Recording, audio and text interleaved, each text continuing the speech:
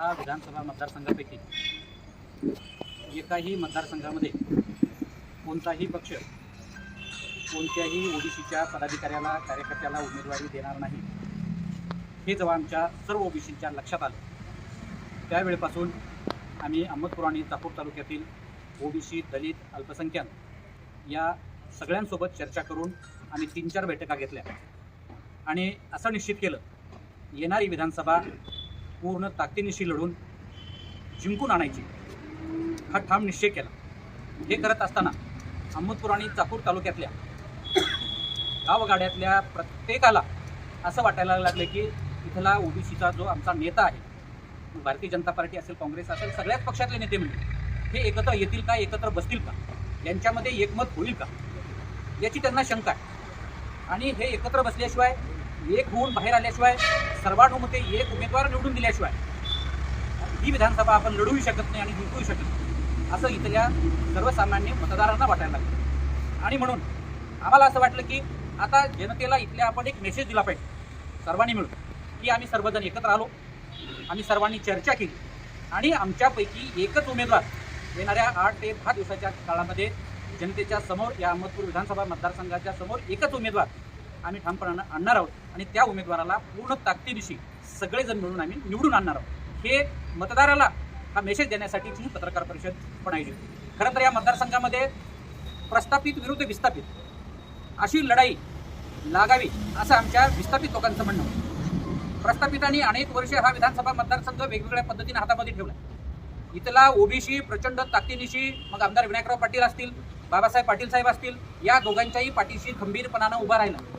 आज ज्यावेळेस आम्ही सगळा ओबीसी मिळून एकत्र बसलो आम्हाला लक्षात आलं की प्रत्येक जिल्हा परिषद सर्कलमधून प्रत्येक पंचायत समिती सर्कलमधून आमचीच माणसं विनायकराव पाटलाचा सगळा गाडा वाहत होते आमचीच माणसं बाबासाहेब पाटलाचा गाडा वाहत होते आणि प्रत्येक पंचायत समिती सर्कलला प्रत्येक जिल्हा परिषद सर्कलला आमचे एवढे ताकदीचे माणसं आहेत की इथला ओबीसी समाज जर एकवटून बाहेर पडला आणि त्याच्यासोबत दलित समाज आणि मुस्लिम समाज यांनी जर ताकदीनं पूर्ण मदत केली तर निश्चितपणाने या अहमदपूर विधानसभा मतदारसंघाचा आमदार झाल्याशिवाय राहणार नाही।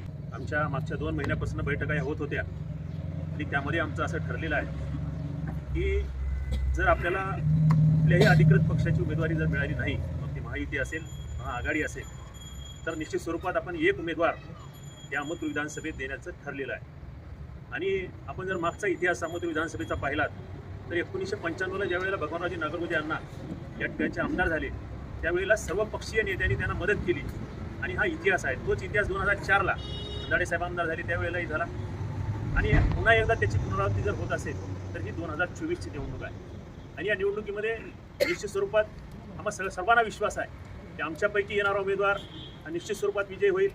आमच्या ज्या बैठका झाल्या त्या क्राइस्ट इंटरनॅशनल जीवन सर मध्यवाड यांच्याकडे आत्तापर्यंतच्या बैठका झाल्या आजही आमची बैठक होऊन आम्ही ही पत्रकार परिषद या ठिकाणी आयोजित करतोय। त्या पत्रकार परिषद घेण्याचा हेतू असा की अनेक दिवस अनेक महिने अनेक वर्षे या मतदारसंघात फिरत असताना बहुतांश मतदारांनी बहुतांश कार्यकर्त्यांनी आपली भावना व्यक्त केली पण किती दिवस प्रस्थापितांच्याच मागे राहायचं आणि म्हणून ओबीसी मायनॉरिटी SC ST अल्पसंख्याक यांच्यापैकी कोणीतरी चेहरा पुढे आला पाहिजे आणि त्या भावनेतून हा मेसेज मतदारापर्यंत राज्यकर्त्यापर्यंत पोहोचण्यासाठी ही पत्रकार परिषद आयोजित केली आहे। चाकूर व अहमदपूर विधानसभा मतदारसंघामध्ये किती वर्ष झाले तुम्ही सगळे बघत आहात। ॲक्च्युली आपल्या तालुक्याचा खेळ खंडोबा झालेला आहे। तर कारण सांगतो तुम्हाला आमदार तोच आणि कॉन्ट्रॅक्टरची त्यांचा तोच। ॲक्च्युली रोडची अवस्था बघा माझ्या शिवणखेत्रात रस्ता 1 वर्ष झालं बनला नाही आहे आता उकरून निघतो तेच रिॲलिटी आहे का आमदारही त्या जातीचा आणि त्यांचा कॉन्ट्रॅक्टर जो रोड बनवणार आहे तोही त्याच जातीचा।